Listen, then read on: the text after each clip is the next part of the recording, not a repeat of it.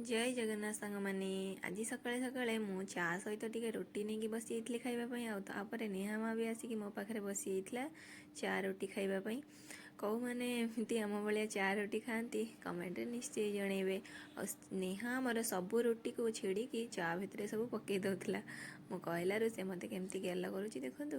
ଆଉ ଚା ରୁଟି ଖାଇସାରିକି ସେ ତାର ବାହାରି ପଡ଼ିଲେ ବାପାଙ୍କ ସାଙ୍ଗରେ ମାର୍କେଟ ବୁଲିବା ପାଇଁ।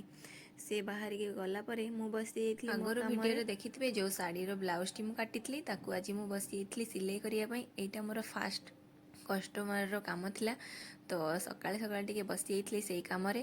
ତାପରେ ଟିକେ ସିଲେଇ କାମରୁ ବ୍ରେକ୍ ନେଇ ମୁଁ ଲାଗି ପଡ଼ିଥିଲି ପୁଣି ରୋଷେଇବାସ ପାଇଁ, କାହିଁକିନା ରୋଷେଇ କରିବା ପାଇଁ ପୁଣି ଟାଇମ୍ ହେଇଯାଇଥିଲା ତା ଭିତରେ। ତ ମୁଁ ପଳେଇ ଆସିଥିଲି ରୋଷେଇ କରିବା ପାଇଁ।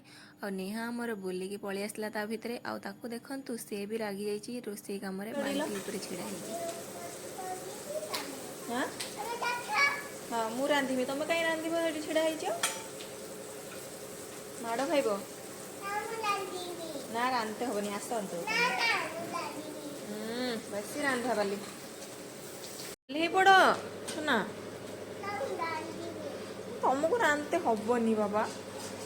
ଦେଖୁଛନ୍ତି ସାଙ୍ଗମାନେ ଆମର କେତେ ବଡ଼ ରୋଷିଆଟେ। ଏମିତି ତାର ସବୁଦିନ ଚାଲିଥାଏ। ମୋତେ ଗ୍ୟାସ୍ ପାଖରେ ତା ପାଇଁ ଡର ଲାଗେ, କିନ୍ତୁ ତାର କିଛି ଶୁଣିବାର ହିଁ ନାହିଁ।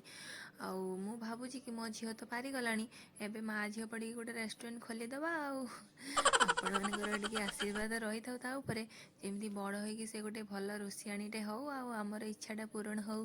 ଆଉ ଆମ ଝିଅର ତ ରୋଷେଇ ଦେଖିଥିଲେ, ଏବେ ଦେଖନ୍ତୁ ନିଜେ ଭାତ ତରକାରୀ ବାଢ଼ିକି ଖାଇବା ପାଇଁ ବସିଗଲେ ବାପ ଝିଅ।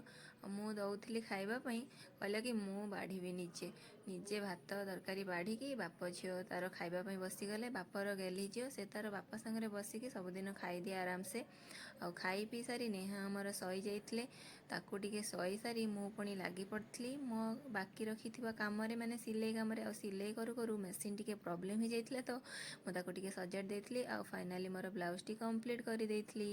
ସାଙ୍ଗମାନେ ମୋ ପାଇଁ ଟିକେ ପ୍ରେ କରିବେ କି ଯେମିତି ମୋ କଷ୍ଟମରକୁ ମୋ କାମଟି ପସନ୍ଦ ଆସିଯାଇଥାଉ। ଯେମିତି କହିଥିଲି ଏଇଟା ମୋର ଫାଷ୍ଟ କାମ, ସେଇଥିପାଇଁ ଟିକେ ମନଟା ଗୁଡ଼ୁ ଗୁଡ଼ୁ ଲାଗୁଥିଲା। ଆଉ ଆପଣମାନଙ୍କୁ କେମିତି ଲାଗୁଛି?